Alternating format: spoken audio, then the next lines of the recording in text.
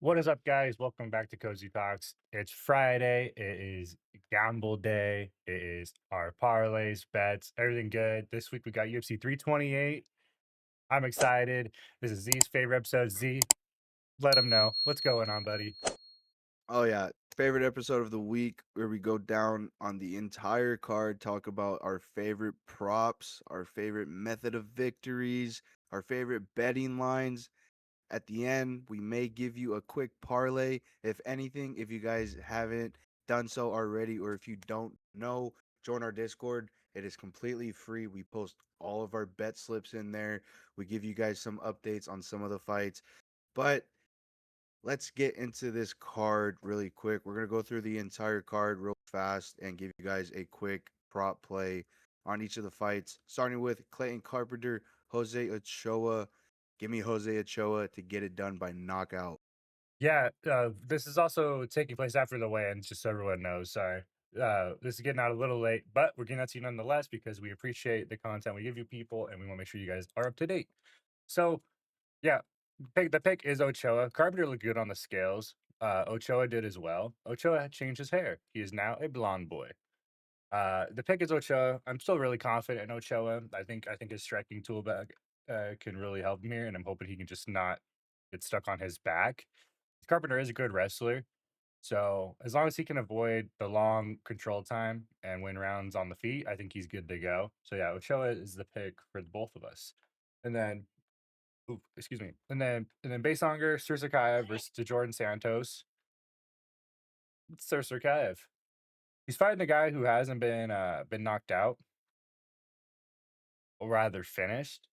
And there's a lot of money that we'll be able to look at on this guy finishing inside the distance. And I'm a little worried because Sursakaev hasn't had like impressive wins. Like nothing that's been like flatlining a dude in the first round.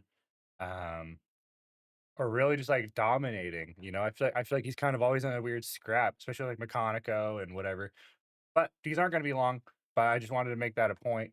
He's fighting a guy that hasn't been finished, and his inside the distance props are looking like the plays here, but give me Sirsakiv nonetheless. I think he's gonna continue his undefeated streak. Give me Sirsakiv by submission. His knockout is like around plus 110, I think. It's Yeah. still plus money, but I just saw that his victory by submission is like at plus 300 or even more. Yeah, give me Sister Cardiff to get it done by submission here. Let's Alright. go into the next fight on the card. Pat Sabatini, William Gomes. If you could get your hands on a double chance victory here, I would go with decision or a submission with Pat Sabatini. I still believe that Sabatini gets the fight to the ground. He's going to be comfortable start to finish. Gomes, though, I mean, he does have a chance to kind of make the fight interesting if they stay on the feet. Nonetheless, though, I think Sabatini would be really crafty and he'll be able to get this fight to the ground. Yeah, it's been a while since we've seen Sabatini lose. We talked about on Tuesday, the last time he lost was to Diego Lopez. Ever since then, he's been reeling off a bunch of wins in the UFC and also in the grappling circuit where he competes outside of the UFC. He looked good on the scales. Gomi looked really good on the scales. I think this is a fight that might surprise people because I think Sabatini, just the general consensus of the public is that he's the favorite. Gomi could really fucking ruin people's day and ruin parlays if he were to win here. But I trust Sabatini. I think his grappling, if this thing hits the ground, it might not get back off the ground, dude. Unless Gomi is somehow surviving and defending from submission and getting bell to bell. That's the only way this gets back to the feet, I think. But yeah, give me Sabatini, and I agree with you. I think the submission or decision play is going to be really strong there. Moving to the next fight. This is the one that I've been calling the kickboxer's delight all week. It's Roman Kopylov and Marco Tulio. I'm still on the side of Tulio, and if there's a level of confidence in these fights, this is one of the lower ones for me because Kopylov has the UFC experience. They have the same record, like MMA wise, but Kopylov has 6-5 and Tulio's 2-1. It makes more sense to be on the side of Kopylov because he's fought also the better opponents. I mean, he's fought guys like Fluffy, he's fought RoboCop. Who's Tulio fought? He fought another prospect in CLD, and CLD is now ranked. and outside of that, that's really been it. So it's kind of a chance on us saying Marco Tulio is going to bounce back against the guy who you know just had a hard time with RoboCop. So it's kind of a that's what I'm saying. It's kind of a low confidence one, but I'm taking this side because I think he just is maybe a little better. This one could be a stupid pick out of me. I'm not sure, but yeah, give me Tulio in this one. Look at Mozzie. He was just looking at the camera. I got Roman Kopylov. I am on the got Kopylov. I still think Kopylov could get it done inside the distance here against Tulio. He has really good kickboxing, really good counters as well. Very fast leg kicks, very fast head kicks. Give me Kopylov by knockout against Tulio. Tulio kind of it makes me question his vulnerability after that CLD Yeah. KO. I mean, Kopylov caught Chris Curtis with a flash head kick. Curious how Tulio hits that if Kopylov were to throw one of those out. Mm. Let's get into the next fight though. Jim fucking Miller versus Jared Flash Gordon. I still got Jim Miller in this fight. I still think Jim Miller will be able to make this a crafty fight against Jared Gordon, especially if he can get it to the ground. I haven't really seen a whole lot throughout the week on Jim Miller. Just kind of riding on a little bit of a whim here. I mean, still don't know how the car crash affected Jared Gordon with his knee. Don't know about any of that. Mm. I got the underdog. Give me Jim Miller. I don't really have a prop. I think he can maybe get it done by submission if you're it for that. That's probably crazy odds right now. But plus 245 on Tapology, that money line alone is good enough for me. Yeah, this one, like I considered pick flipping on. I've been on the side of Jim Miller all week, and I think I'm not gonna do it. I think I'm gonna stay on this side. I'm just gonna trust that Jim Miller doesn't look like absolute shit on the feet. I think Jared Gordon stands the best chance on the feet. I think his KO prop is pretty high in this one. I think Miller, I mean, you gotta kind of trust that this guy that has the most UFC submissions like in history should maybe be a little okay on the ground and that he might try to get it there and maybe look for something of his own. Yeah, Jared Gordon fought a Patty Pimblett who has great submission game, but I don't know, man. This could be a really stupid fucking pick, but I think we were maybe right to trust our gut on this one. So I'm just gonna ride with the Jim Miller side. I think the money line's good enough. But let's move on to the next one. This is one of the featured prelims. This I mean the prelims are pretty stacked, but this is a pretty solid fight. Grant Dawson, Mateusz Rebecki. Um Picks Grant Dawson. I still think it's Grant Dawson. I think his wrestling style could be really suffocating. And I think he could wear on Rebecki the later this fight gets. I just want to see Dawson get out of the first round. All three of Dawson's losses are first round knockouts. So that's what has me worried. So I kind of sprinkled a bit on the Rebecki KO prop because I'm like, if he can do it in the first round, then it's just, one of those things that's just gotta happen against Dawson, bro. You do the first round it or you don't. So, I give me Dawson, and I think the lay and pray method's gonna be the play. I think Grant Dawson by decision is probably gonna be the the wave here. I believe this is the second fight where we're still against each other, or we're against each other. I got Mateusz Rebecki getting it done against Grant Dawson. I think he'll be able to put Grant Dawson out. Um, I think Rebecki, he's just gonna be. I just feel like he's gonna be on a little bit of a vengeance, especially after his last two losses. They were wars. They both went to decision. He almost finished Euros Medic, because he it was Medic, right? Yeah. That he fought.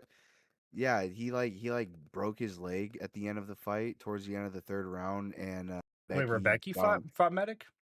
I'm pretty sure. I'm pretty sure that's who he fought. Ludovic Klein. It was Ludovic Oh, Klein. I was like, "Wait, no." I'm pretty sure it was Ludovic Klein. He like almost broke his leg, or he broke his leg or some shit. I think. Anyways, yapping right at this point. I got Rebecki. I think Rebecki could get it done by KO. Give me the underdog in this fight. Let's get into the next one. Joel Alvarez, Yaroslav Amosov. I have the underdog in this fight as well. Give me the guy who has way more UFC experience in this fight. Amosov, he looked good coming out on the scales, but he still got knocked out by a dude in Bellator.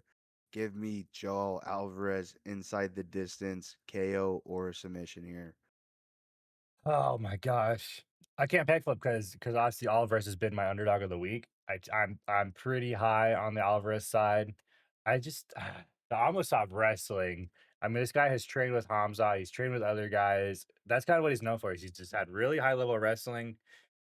I don't know if he has the striking though, like Alvarez. I think if Alvarez can keep this standing, I think he has the puncher's chance. He's gonna be the longer, taller fighter. And I think he just needs to fight smart, right? I think it needs to be that way. Um, I don't know what the Tapology thing is. This is strength of schedule. Yeah, obviously we know Alvarez has fought the better competition. He's been in the UFC a lot longer. He fought Arman and whatnot. So I think the experience of Joel could get this done. I think he needs to get this done quick though. I think the less this fight goes on, the more gas tanks Yaroslav has. There's always a chance that Amasov could just really turn into a wet blanket because Amasov decision I think is really strong here. But I like the Alvarez side. I like the money line. That's about as much of it as I like. But let's move on to the featured slaughter of the night. Featured prelim. Oof. Okay. Yeah, the pick is Godier. Look at this prop, bro. Holy shit. We're getting They grew insanely after. after I the guarantee weigh-ins, you. yeah, Ozzy Diaz looked like garbage. He looked like he had a really hard time making the weight. He was excited when he heard he made the weight. And he just did not look. I don't think anyone's ever gonna look as shredded as Godier looks when he makes weight. I mean, the dude is just phenomenal. So I think that's just the market reacting to what we've seen. I think it's also just, how the fuck is this dude gonna lose to this guy? There's just no way. Yeah, Godier's the pick. I'm probably not gonna place a prop on this. I think it's too expensive now to do anything. The only way you're gonna cut into it is the Godier round one prop, which we'll look at later. Yeah, I mean that's probably the closest odds that you'll get to winning some type of money on this fight. Can't play it straight up. You can't play it by knockout because he's at like minus 500 for the knockout. Ateba Gautier round one though, I believe is around like minus 200, somewhere around there.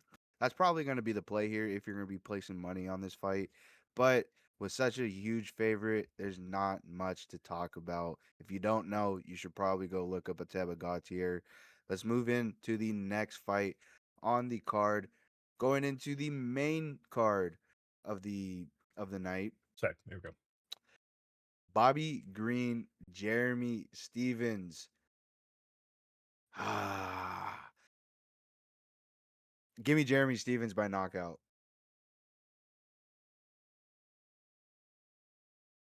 Turn this No, off. I'm just kidding. I feel like it could happen. I'm gonna be completely honest. I feel like it could happen. Give me this fight not going the distance though. I feel like either one of these guys could most definitely go out there and put on a fucking ass whooping. I like the side of King Green. Kind of maybe enduring a little bit. He was eating some shots against Zellhuber, but like I don't know. Bobby Green's like head movement is just so weird. I most definitely see Jeremy Stevens kind of just like lunging in, and while Bobby Green is fucking, where he's doing all that with his hands down, fucking letting his head Yeah. swing around. Jeremy Stevens just throws some massive fucking overhand and just knocks Bobby Green the fuck out. So give me this fight not going the distance. And another thing I was talking to Joe about, I don't want to be in that position where I bet against Bobby Green this whole time, and now I'm gonna bet on Bobby Green, and then he goes out there and loses. Yeah, I don't really want to. I don't really want to deal with that. Mm. Either either way, not really gonna be putting my fight. If I were be a degenerate, Jeremy Stevens knockout. Okay. Yeah. Jeremy Stevens came in heavy. He came in 4 pounds over limit, and they had to bring out the box for him. I think he knew that that's as far as his weight cut was going to go. He dried up. Um, King Green, I think he's more motivated than ever. Because he talked about how he lost 300K in jewelry, and that he was gonna have to just keep fighting to make it back. So maybe he's gonna be looking for a finish here. Maybe you're right on this not ending by decision. Maybe this will end inside the distance because King Green, if he wants to get some of that money back quick, it's got to be inside the distance. Get that 100K 100K, bonus. get that 100K bonus. That makes it real easy. But we'll see. King Green has been to a lot of decisions and has not had a lot of finishes. Jeremy Stevens used to be the boogeyman for featherweight and have the knockout power of a heavyweight as a featherweight. Now now he's up here as a lightweight. He's coming in heavier. He's gonna have a little more of a head start on the weight. We'll see how it looks, man. I agree with you. I think Stevens' KO prop is looking pretty interesting. It's looking pretty good. Um, but I think King Green, masterclass, decision, boo, boring. And what a way to get us into the main card. Let's roll into the main card. Starting with our opener, Sean Brady walking Buckley. This one, I have been heavy on this fight not going the distance. I've had a few plays where this ends inside the distance because Buckley has knockout power. We know he can he can make a highlight reel, and that what a way to get your name up into that contendership conversation if you can knock out Sean Brady. Kind of seems like a good recipe, right? Guy's 18-2. He's been at the top for a minute now. On the other side, Sean Brady, we know he has suffocating wrestling and he has good ground game and he can submit guys. Things that Buckley has struggled with is wrestlers. And you're not wrong to just play not going the distance. I think that makes more sense to play than hoping these guys just fucking wet blanket each other or Buckley doesn't land a clean shot and put Brady out. So my side, I'm on the Buckley side of this though. I'd rather see a knockout than a choke, to be honest with you. And I like Buckley as a fighter and as a person. I think he's funny as shit. So I'm back in the Buckley side. I think he has more to gain from this than Brady does. Yeah, give me Joaquin Buckley in this fight. I still believe he could get it done inside the distance as well. Possibly late finish, ground and pound TKO. Sean Brady, he's gonna be heavy trying to get this fight to the ground. If he does though, if he secures a takedown, if he's able to get to the back, he has some pretty solid fucking jiu-jitsu. Mm, So that's another thing that's pretty scary. Buckley, he struggles with wrestlers, but I don't think we've seen Buckley fight like a grappler. I mean, Kevin Holland, yeah, whatever. Kevin yeah. Holland's really crafty, but a true grappler and a wrestler like Sean Brady. This will be an interesting Outside of fight, though. Usman, I mean Usman's background's wrestling, Yeah, but he likes to yeah, strike, right? yeah. Buckley, though, as you can see there, 76 inch reach compared to the 72.5 of Brady. Given Buckley's explosive power, his knockout power, I see Brady shooting for a takedown, and this is later in the fight. I see Brady shooting for a takedown and Buckley throwing some nasty uppercut that stuns Brady, wobbles him, drops him. Buckley gets on top, ground and pound TKO. So that's the play here. Underdog getting the win. Let's move into the next one because it's the same thing. I got the underdog winning in this one. Alexander Volkov versus Waldo Cortez Acosta. Give me Salsa Boy, Waldo Acosta to get it done. Volkov kind of pissed him off when they faced off during the weigh-ins. Volkov was touching him and shit. Acosta did not like that. He was like, "Get your hands off me." They started chirping a little bit. Give me Acosta by decision against Volkov. It'll be a really interesting fight because Volkov he's a taller guy. He has an insane reach. Salsa Boy's really gonna have to get in there and crash in and really reach. But I think he'll get it done. I think he'll even be able to kind of wobble Volkov at some points. Yeah, yeah. I think if anyone's gonna get knocked out, it's gonna be Volkov getting knocked out because we saw Waldo take some of Sergey's best shots when he fought Sergey. And we're like, this dude's just got a fucking he's got like an iron chin under that beard. Like, there's no way. Uh Volkov, this is his 51st fight. And I mean he's like I've talked about all week. He's fought the cream of the crop at heavyweight. He's fought the best dudes. He's fought Tom Aspinall. He's fought Cyril Gahn. He's fought Tai Tuivasa. What? But It's and cream of the crop. yeah, what the fuck? But in reality, no, he's fought some really, really stiff competition in his years at the top of the UFC heavyweight division, and Waldo is the new guy on the block. He's been, very, very active. It's his 6th fight in a 365-day range, and, he's ready, and I've been on Volkov all week, and I'm still on the Volkov side because I think Volkov can still bang with all these cats. Outside of Tom Aspinall, okay? Tom Aspinall got him out of there pretty handedly, but Tom Aspinall's built different. Waldo Cortez Acosta, if he's not pressing Volkov backwards, I think it's a problem. I think if Volkov is the one to initiate, going forward and Costa ends up on the back foot, then it's gonna be a problem because Volkov can fight long and he has great kicks.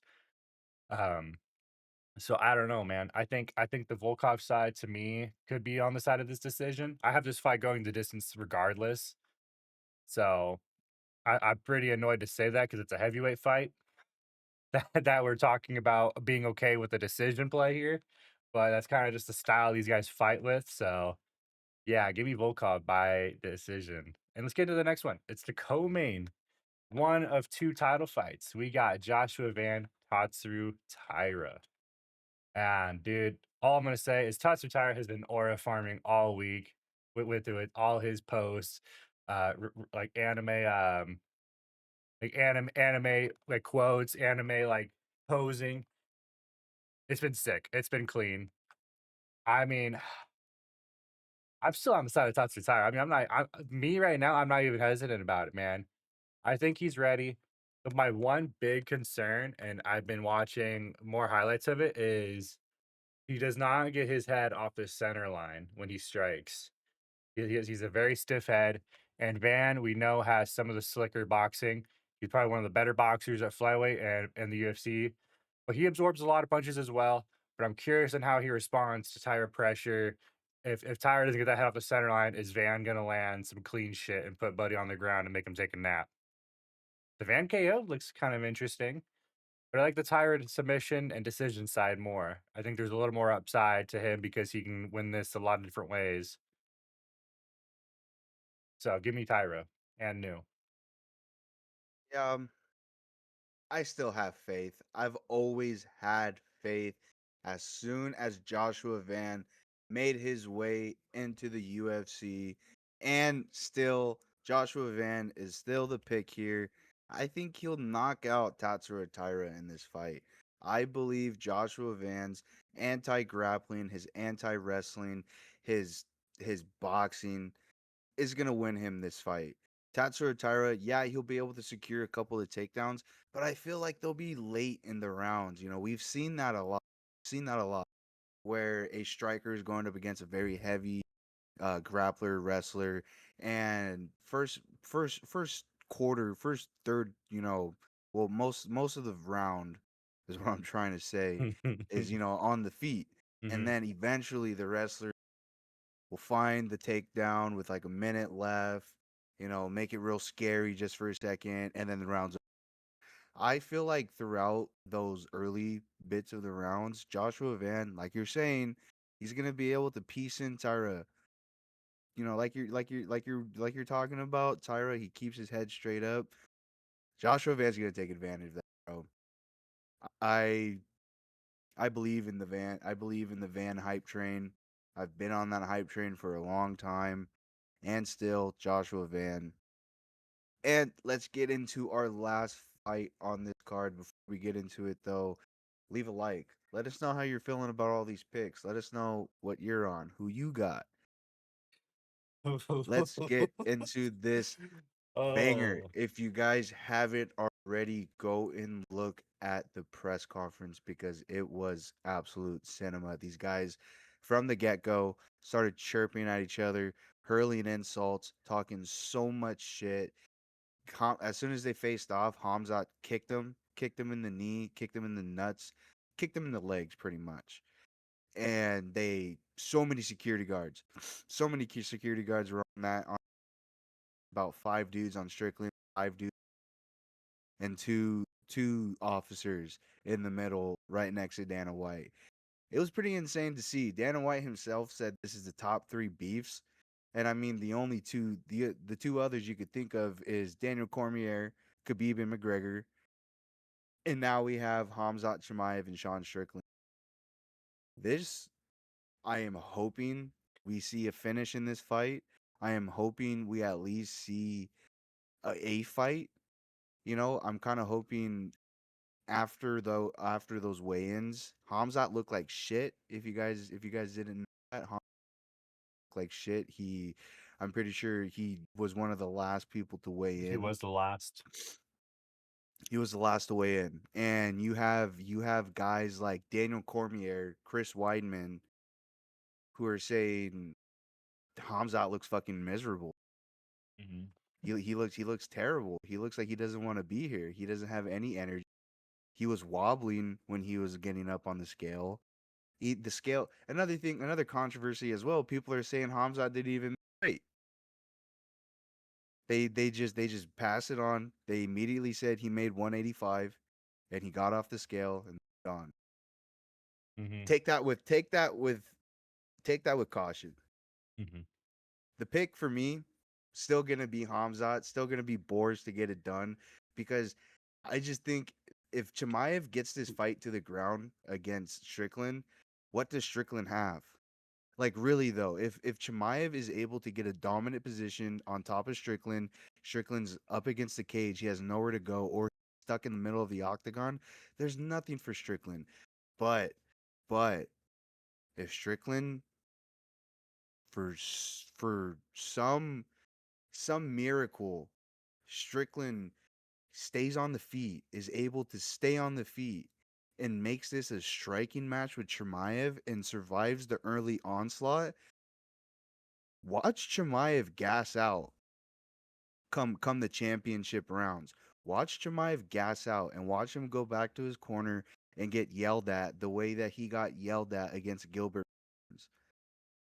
And then watch Sean Strickland go in there and break Chimaev. I either see a Chimaev early submission here or a Sean Strickland fucking. I don't want to say that. Sean Strickland will most definitely be live as the fight goes on. If he's able to keep this fight standing, he'll be live for. But if Chimaev is just fucking ragdolling Strickland the entire fucking fight, bro, I'm probably just gonna turn the fight off. I'm probably just gonna stop watching because it's gonna be a Chimaev decision probably of him just absolutely bitching Buddy because he wants to. Because he wants to. He wants to just ragdoll Strickland, break him, just absolutely break him. That's another thing I see fucking happening is a Chimaev decision because he just wants to fucking break Strickland or a Chimaev fucking him doing that until like the third round and he finally. Mhm. Who knows though? You know, who knows? Especially with that weight, with him weighing in. I don't know. There's a lot to say about this fight, especially after seeing the weigh-ins. Yeah. There's a lot to say about all these fights, but especially this one. That's all I got, Joe. What do you think? What do you think about this as after seeing everything? So my thing on this is like I think we've kind of built into a theme, and the theme is cowardice and being a coward, as Sean Strickland has called Hamzat many times at the press conferences and throughout the week. He's called him a coward.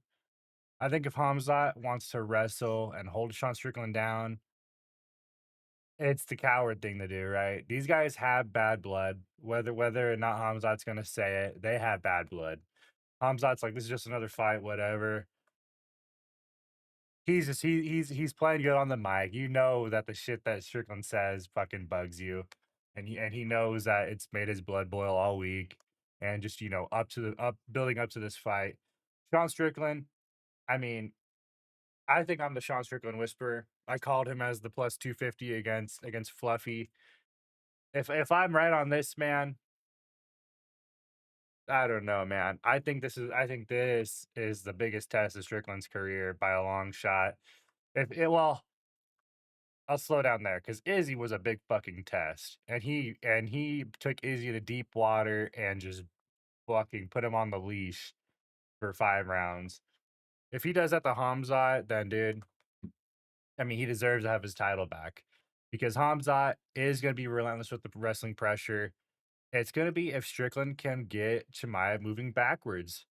He's gotta keep the teeps up. He's gotta keep the fucking he's gotta keep Hamzat honest. He's gotta let him know like these takedowns aren't gonna come free. You're not gonna get some cheap shit where you're fucking bulldozing me over and getting me on the back foot. Because if Strickland's on the back foot, he already lost.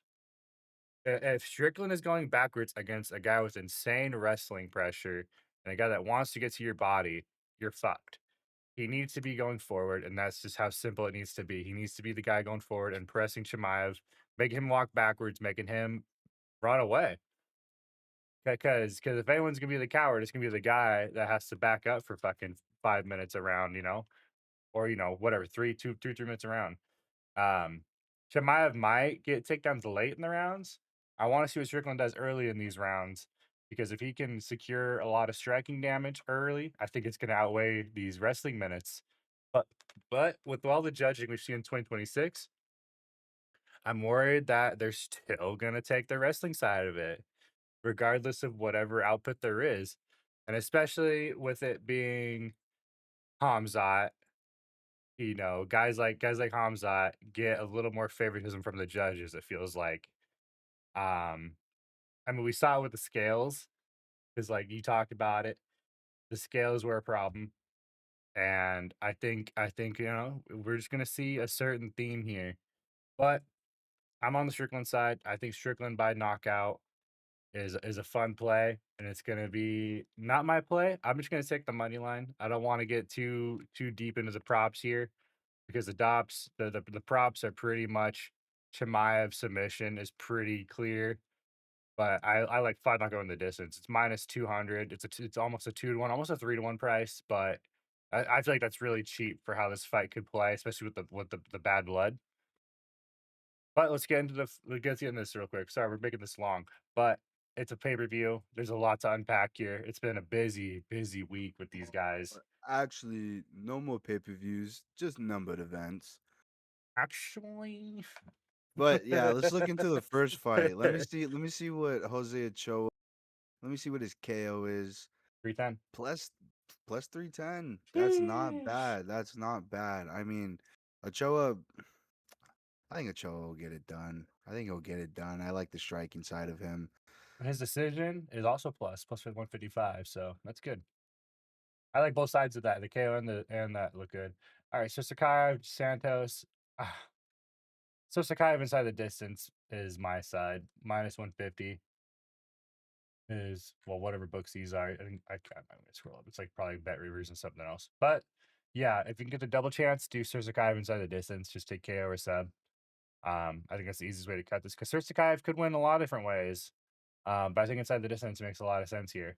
If he gets a decision win, I think it's kind of a disappointment. I think Suzukayev can kind of jump up a lot in the rankings with a finish here, especially against a guy who's never been finished. The over 1.5 is minus 167. I like the under 2.5. Buy you a little bit more. It's a little cheaper. Um, I like it. Well, it costs more than the plus 120, right? You got to put less here to make money. But, you can buy this at kinda like a regular price, and, you know, I think this makes me sweat a little less than having to look at a 1.5 in a fight that could get a little longer. Damn, my hair is crazy. But yeah, what do you think about it, Z? Give it's just Sakayev to win in rounds 1 or 2. Yeah. Um, I know at Muckleshoot, if you guys are in the Pacific Northwest, at Muckleshoot at Caesar's Sportsbook, one thing they do is you could group round bets where you have a fighter to win in round 2 or to win in rounds 3 or decision. Give me Sakayev rounds 1 or 2.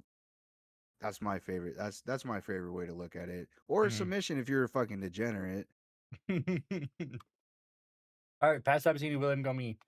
The over/under is 2.5, and I think that's a fair side. Sabatini could put on a wrestler fight here. I'm just curious on how well Gomi is gonna defend One takedowns. one thing I want to point out here is I truly believe Sabatini will get early takedowns. I feel like he'll gas out later into the fight, and Gomez will be on that back. Well, he'll be on that position where he has to go, and he has to go. So give me this fight going to decision. What Just, the fuck is that, Joe? just What did threw you out what did you what did you just do? the flashbang, dude. Yeah, give me this fight, go to decision. That's not that bad of a price. I mean, No, it's pretty good. Yeah, because I think this fight could be a problem for Sabatini if it stays standing. Gomi is pretty elusive, and he's got good kicks. Um, and that's how you're gonna keep Sabatini honest and not wanting to shoot takedowns. Unless he grabs a hold of a leg, then it's pretty easy. I mean, he's just gonna fucking run you into the dirt. Let's get to the next one though. Marco Tulio Kopilov. I'm on the Tulio side. Oh, Kopilov KO plus 460. you know Gonna what's be funny? degenerate. I really love this over rounds price and this fight going the distance price because I think this fight can get long. But if it doesn't, I agree with you. If it ends inside the distance, I think more than likely we're going to be seeing this Kopilov knockout because Tulio, yes, he has knockouts, but we've seen dudes like RoboCop beating on Kopilov and did knock him out. You're telling me Tulio could do it, but RoboCop couldn't? Not a fucking chance. So the Tulio decision is the side I like. Tulio by decision plus 320. The Kopilov decision plus 380. You're not wrong to be on the Kopilov money line. I think him as a dog with all this UFC experience makes a lot of sense. I'm kind of just being a little more squared. I think in hindsight, if I'm wrong, I think I'm going to feel really stupid about not just pig flipping.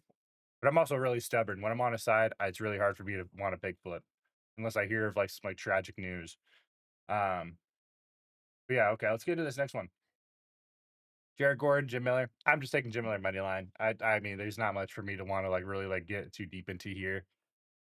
Yeah. You want to get past it? Nope. Let's Okay, yeah, let's move to the next one. okay. Grand Dawson, Matash Rebecki. This one has a lot of different avenues. I think fight to start round two is a great play. I want to see Dawson out of round one. I don't care. Dawson money line solid. The Dawson by decision makes a lot of sense because I think he's gonna just want to wrestle his ass off, and this might be a boring fight. Unfortunately, I think he's gonna try and stop Rebecki from making this a war, and no better way than just get taken to the ground and being a wet blanket. So decision, Dawson. That's probably one of my plays I'll be on here. What do you got, Z? Give me Rubeski KO. Let's move into the next one. KO is more expensive than my decision. Wah. All right, next one. This is featured prelim. Is this out of order? This is out of order. Oh, The next one should be Ateba Gautier. oh, here we go. Oh, well, we're Oh, not gonna. Joe. We're No, it should be Joe Alvarez. okay. Joel Alvarez almost up. Okay, this is what we really want to talk about because yeah, the Joel Alvarez money line I really like. Alvarez KO looks good. Alvarez decision plus 550. I think decision is gonna be a sweat. I think that's one that I really like here. But I also really like this KO. So I might double chance it. Go Alvarez, KO, or decision. What about you? I like all of his props. All of his props. Anything that says I just want to see how expensive this shit is. Go to your yeah, KO minus minus 300. 340. It's not bad if it's a parlay piece. I mean, it's obviously more than likely gonna happen. Go to your round one, minus 175. Okay, see, like we talked about, that's where it's gonna be playable, is that. If you want to play it for cheap, and that's probably your play there. Other than that, I think I'm just gonna witness a slaughter out like a slaughter fight, and I'm not even gonna bother. But okay, now we're into the main card. Here we go. Jeremy Stevens, King Green. You're on Jeremy Stevens. Or fight doesn't go to decision. Possible Jeremy Stevens KO. hmm Let's look at that. Stevens KO plus 550. I have the green decision side. I think he just puts on a masterclass performance. So plus 115. All right, Joaquin Buckley, Sean Brady. I mean, the two props here, minus fight not going the distance. Because like I said, I'm on fight not to go the distance. Minus 136. Let's see. Buckley by KO plus 270. Brady by sub plus 320. I think those are two very likely outcomes. I think if this fight does go to a decision, it's because Brady won a lot of control time and Buckley's having to chase him down. So Brady decision plus 185. All right. Volkov, Cortez Acosta, Volkov money line looks good. Volkov decision is where I'm at. Volkov decision plus 140. What'd you say? Waldo knockout. Yeah, Then you said Waldo Walt, decision. and then Waldo decision plus 290. Okay. All right. Quick through the main card or the main events and the co-main. Joshua Van Tyra. Tyra money line I liked because there's a lot of different ways this fight could go, and I don't want to pay for a lot of different things. So Tyra by submission plus 210. Tyra by decision 310. It's another double chance for me. I think I'm gonna have a lot of double chance plays this week because I don't want to pay for a lot of different things and then be on the wrong side of it because both guys are very live to win. I mean, we know that. Van, you like the Van KO price? You said 320. Yeah, I agree with you though. Double chance is probably very live here, KO or decision. Yeah, 450 on a decision. Nice. All right, main event. Let's select real quick. Uh, over unders 2.5. Okay. Um, my sub is plus money somehow. Strickland by KO plus 800. Uh, Chimaev decision if it somehow gets there 330. Fight doesn't go the distance is where I'm at. That's all I'm gonna play for this more than likely is minus 290.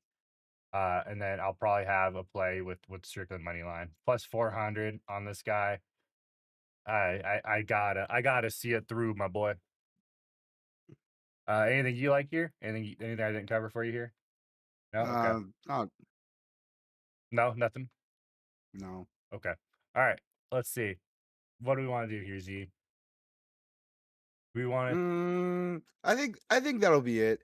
I think to that'll okay. be it for this video. Like we said at the start of the video, if you guys want bet slips, all of our parlays, go check out our Discord. It is completely free. We don't charge anything like these other guys. I mean, we may be on a heater sometimes, so don't miss out on that. Check out our Discord, completely free. And we appreciate you guys for watching our video. If you watch from start to finish, thank you very much. You are my favorite type of people. And we'll see you on the next one. Stay cozy. Stay cozy, boys.